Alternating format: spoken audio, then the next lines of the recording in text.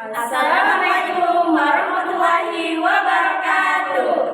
Hai teman-teman, bertemu lagi dengan kami di kelompok 5 yang beranggotakan 5 orang dengan saya Nur Fazlia dengan NIM 1231018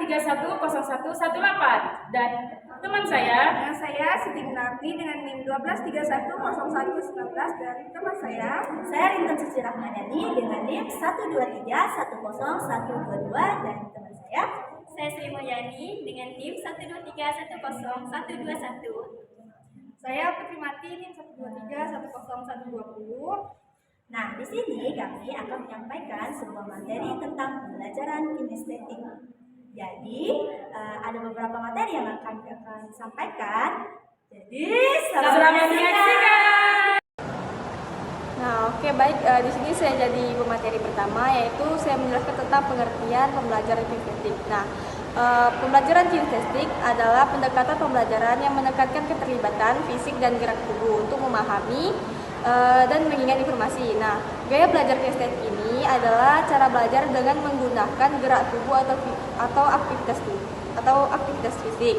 Nah, siswa itu memiliki gaya belajar ini akan lebih mudah memahami materi ketika mereka bisa bergerak, menyentuh, dan melakukan dan mengalami sesuatu secara langsung. Nah, adapun contohnya misalnya itu materi tentang nilai-nilai Pancasila dalam kehidupan sehari-hari. Nah, contoh aktivitasnya itu misalnya siswa itu bermain peran atau role play dalam kelompok. Nah, untuk menampilkan situasi kehidupan sehari-hari untuk mencerminkan nilai-nilai Pancasila. Baik, di sini saya akan menjelaskan tentang karakteristik pembelajaran kinestetik. Di sini ada beberapa poin yang akan saya jelaskan mengenai tentang karakteristik pembelajaran kinestetik. Yang pertama itu ada aktivitas fisik. Nah, di sini pembelajaran kinestetik ini melibatkan pada aktivitas fisik, yaitu seperti berupa gerakan tubuh, manipulasi objek, atau berupa eksperimen yang akan dilakukan selama proses pembelajaran. Yang kedua, ada pengalaman secara langsung. Nah, di sini siswa akan ikut terlibat atau bisa dibilang ikut secara langsung dalam pembelajaran tersebut. Dan mereka dapat berinteraksi dengan lingkungan sekitarnya. Yang ketiga, adanya gerakan tubuh.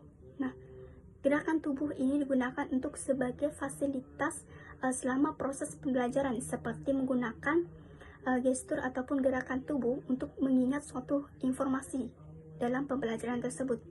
Terus yang keempat, adanya praktik dan sebuah eksperimen. Yang di sini siswa akan diberikan suatu kesempatan untuk melakukan praktik dan eksperimen untuk lebih memahami dari konsep pembelajaran tersebut, apakah mereka paham atau belum. Yang kelima, ada interaksi dengan lingkungan.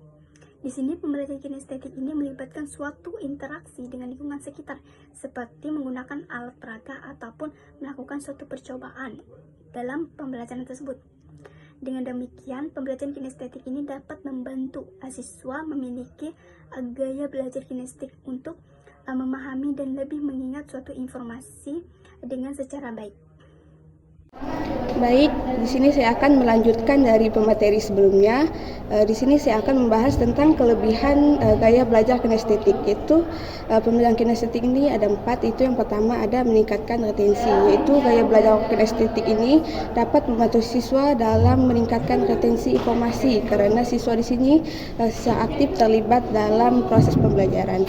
Terus yang kedua itu ada meningkatkan motivasi, yang dimana gaya belajar kinestetik ini dapat meningkatkan motivasi siswa karena mereka dapat secara langsung melihat hasil dari usaha yang mereka lakukan.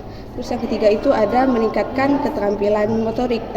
Gaya belajar kinestetik ini dapat membantu meningkatkan keterampilan motorik siswa karena mereka secara aktif terlibat dalam kegiatan memerlukan gerakan tubuh.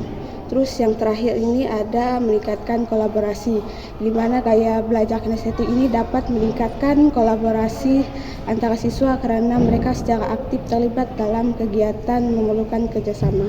Baik, sekian dari saya. Sini saya akan melanjutkan pembahasan dari pemateri sebelumnya. Di sini saya akan membahas tentang kekurangan gaya belajar kinestetik. Gaya belajar kinestetik ini memiliki kekurangan, ada 4 kekurangan. Yang pertama itu keterbatasan sumber daya. Nah, gaya belajar kinestetik itu memerlukan sumber daya yang cukup seperti peralatan dan fasilitas yang mungkin tidak selalu tersedia. Nah, yang kedua itu keterbatasan waktu. Nah, gaya belajar kinestetik itu juga memerlukan waktu yang cukup untuk melaksanakan kegiatannya yang mungkin juga tidak selalu tersedia. Terus yang ketiga itu ada kesulitan dalam mengukur hasil. Nah, gaya belajar kinestetik ini dapat membuat kesulitan dalam mengukur hasil pembelajarannya.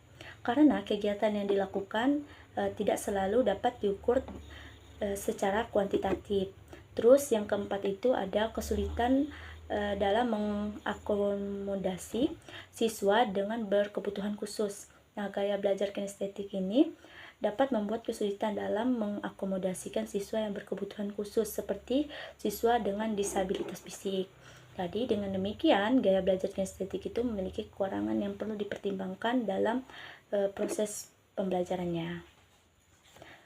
Jadi mungkin itu saja yang dapat saya sampaikan. Selanjutnya materi yang selanjutnya akan disampaikan oleh teman saya. Terima kasih. Baik, di sini saya akan menjelaskan mengenai manfaat gaya belajar kinestetik. Yang pertama adalah pembelajaran lebih efektif atau lebih mudah melalui praktik langsung yang diberikan oleh guru, karena siswa ini lebih mudah memahami materi saat terlibat langsung dalam kegiatan fisik dan eksperimen. Yang kedua adalah meningkatkan daya ingat informasi yang dipelajari siswa melalui gerakan yang cenderung lebih mudah diingat karena melibatkan otot dan indera. Yang ketiga ada menumbuhkan kreativitas dan eksplorasi. Gaya belajar ini mendorong siswa untuk mencoba bergerak dan mengekspresikan pengalaman mereka sendiri. Yang keempat adalah mengurangi kebosanan saat belajar. Aktivitas fisik membuat proses belajar mereka lebih menyenangkan dan tidak menonton. Nah, yang kelima adalah mengembangkan keterampilan motorik dan koordinasi tubuh, terutama penting dalam pembelajaran yang melibatkan gerak tubuh seperti olahraga dan seni.